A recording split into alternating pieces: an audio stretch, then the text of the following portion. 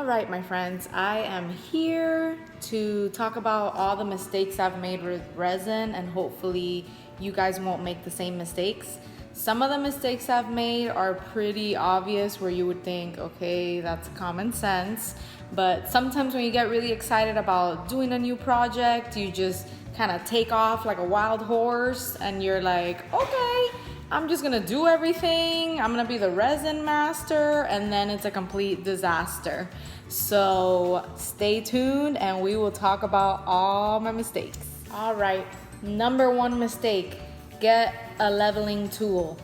I started working in the garage and I was like, oh, my pieces will come out just fine. And no, the table wasn't leveled. The garage is on a slant.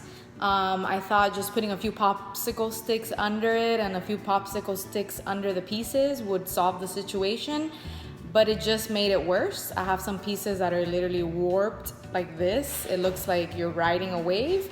So if you want to invest money in anything, definitely buy a leveling tool, because it will save you so many headaches and so many disappointments where you love a piece that you're making and then you're like, oh, it's not leveled.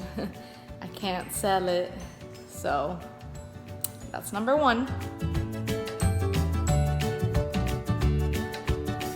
Number two, use nitrile gloves. I have never been allergic to latex, never had an issue with it. I used to use it at my previous jobs, but for some reason, I'm having a reaction to them, and from what I hear, since they're porous, resin gets in it. So I was like, I don't know why I have little blisters in between my fingers, because I had gloves on and I didn't realize that it was seeping through. So I have little blisters in between my fingers. I have little scabs that were created because, you know, resin gets hot. So if you're not allergic to latex, I would still go with the nitrile gloves because they will protect you more. I know some other people have used other types of gloves, so whatever works for you, but I would stay away from latex just to be safe.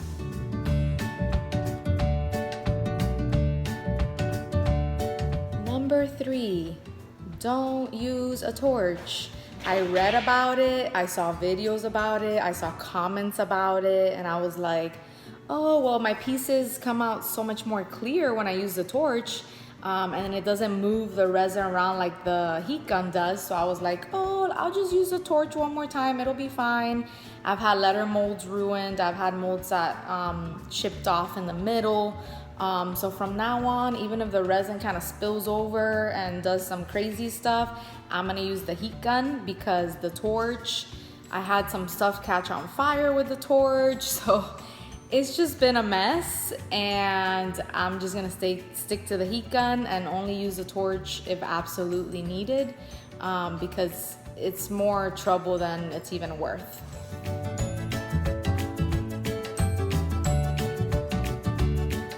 Or if you're leaving some resin in one of those piping bags, keep an eye on it. I was like, oh, I'm gonna keep an eye on it while I do this piece.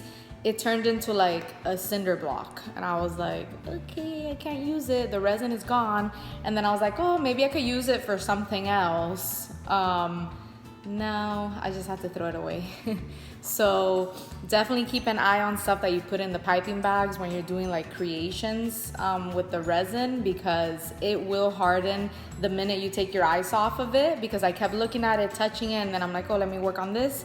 And it just got really hard all of a sudden, and I lost all that resin. So that's something I've learned. Keep an eye on things. Don't get too comfortable saying, oh, I'll check on it, it'll be fine. No, because resin does whatever resin wants to do. So that's another tip for you.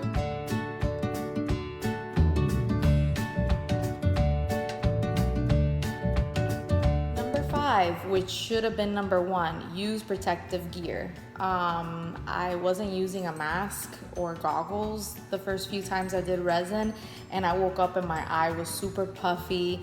I mean, I get itchy if I don't wear long sleeves. It's just a mess. So even if you're not having any reaction to it, make sure you're protecting yourself, because the day you get a reaction, it's the worst feeling. I was literally up at night just like scratching. So wear protective gear, guys. Number 6, protect your, not protect, what word am I looking for? Oh, goodness, it just, maybe resin's making me lose my mind. I hear it causes some confusion. Prepare, there you go, not protect. Prepare your workstation ahead of time. Even when I am like, oh, I have everything prepared, I'll just go inside and grab something if I need it. No, because then your hands are sticky. And sometimes I'll have like cups ready, but then in one of the videos I posted the other day, I was making a flower with the piping bag and there was a cup in the way. So I didn't want to spill that cup with resin. So I had to make my petals kind of very separate. So it kind of messed up the piece a little bit. I feel like it wasn't perfect like I wanted it to be. So definitely prepare your station and give yourself enough room in case things get crazy, because sometimes resin does things that you're like, okay, I need to do this. So just have your station prepared. Anything that you can think of. I usually have my heat gun already plugged in. I have wipes right next to me so I can wipe my hands, my gloves when I touch the heat gun, because it's already, a little sticky. But yeah, have everything prepared. That way you don't have to deal with any of that later on. Number 7, stick to one mold at a time. When I started with resin, I went on Amazon and just went crazy and bought molds to make keychains, the coasters, pencil holders. I wanted to dry flowers and put them inside, which that's another story. I dried a beautiful big red flower in a book and it got really moldy. So now I use silica gel and that's actually worked much better. But I'm still getting the technique of putting it in the resin. I've had one flower piece completely burn. My puppy, she's like trying to get comfortable to sleep. So yeah, just stick to one mold at a time. I've lost a lot of letter molds. I've burned them using the torch, which was another problem. So just stick to one, and once you feel comfortable with one, then move on to the next mold, because if not, you just have a bunch of molds that you are confused on what to do to make it completely perfect. So I would say take your time. It's not a race, it's not a competition. Just perfect one thing at a time. That way when you sell it to people, you feel like, okay, I'm very comfortable with this now. It took me a lot of trials to finally get the piece that I wanted before I could sell that piece. And it'll save you a lot of resin. Number 8, which should have been at the top of the list, make sure if it's a resin that's 1-to-1, you buy those cups that have the little lines to measure it, because the first time I did it, I was like, oh, I'm just gonna look at the cup and it looks pretty even. And I was actually outside doing my resin, then flies came. Then I was like, oh, let me pick it up, even though I had nothing hard under it to pick it up with. Let me pick it up and take it around the house to put it in the garage. And it started spilling everywhere, and it was a hot mess. So you live and you learn, but if you can watch a few videos such as this one so that you don't make the same mistake, you'll save a lot of resin, you'll save a lot of time, you'll save a lot of frustration. So definitely keep that in mind. Make sure you're measuring exactly the way it's supposed to be, because once you kind of get comfortable and you're like, oh, I don't need to really measure it that much, it won't harden the same and you'll be disappointed. These are my favorite cups from the dollar store. They are amazing. The resin comes right off. Number 9, cover your resin pieces. I had so many resin pieces that literally they were clear, they were beautiful, they were ready to go, and a little fly decided they wanted to go right there, and I had to sand it. It was really hard being able to then coat it because it was at the top of the mold already. I was learning about it, so it was just a mess from one tiny little bug. I bought those round containers that you put in the microwave when you're heating your food, and yesterday I put that on top of my resin, and for some reason a little bug literally went through the little tiny holes that are around it. It went inside, it jumped in my resin, and it decided to make a little home there. So I had to take it out with a little toothpick. So I got some electrical tape and I taped the little holes. So I'm hoping now, I keep looking out there because that's where I have my resin stuff. I'm hoping now I don't have to deal with bugs getting in there, but I have the worst luck.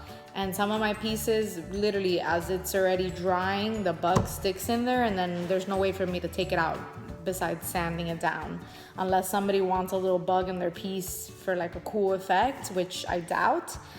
So definitely keep an eye on your resin, cover it if you're working in the patio, in the garage with the door open, just, you know, so that you're not disappointed when you go in the morning to see the mold that you've been thinking about all night and there's a bug in it. Let's see what bug manages to get in here. It's pretty protected. Number 10, remember that you're just learning. I've gotten very frustrated every time something goes wrong with my resin pieces. I'm like, I should have known that. Why didn't I know that? But I've gotten a lot of reassurance from the resin community, from my friends, from family that you're just learning something new. You're not gonna be perfect at it the first day, the first month, the first year.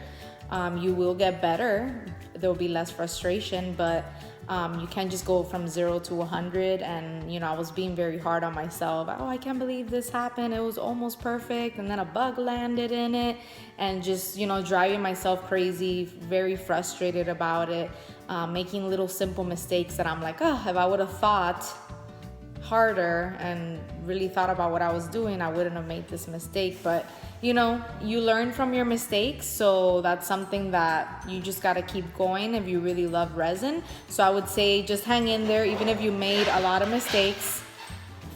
Just like, you know, I'm making a video, my dog's making noise. One of those things that you don't, you know, prepare for, but I'm just winging it. But you've probably not made as many mistakes as me, so that should make you feel better. And I wish you the best on your resin journey. If you guys have any questions, anything you want me to post about, feel free to message me.